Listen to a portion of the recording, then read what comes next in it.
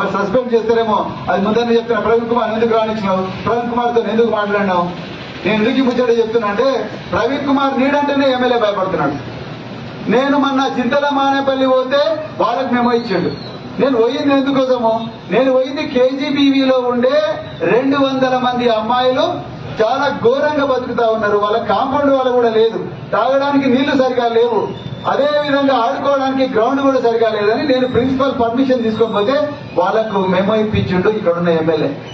నేను దీంతో దగ్గర వాగు పొంగి పొరతున్నది. మరి అవతల ప్రజలు ఇక్కడికి రావాలంటే వాళ్ళ పరిస్థితి ఎట్లా అని చెప్పి చూడడానికి పోయినా. అక్కడ చాలా మంది ప్రయాణికులు ఉన్నారు, అందులో 5 మంది టీచర్లు ఉన్నారు. మీరు ఎవరంటే వాళ్ళు మేము టీచర్లు అన్నాము.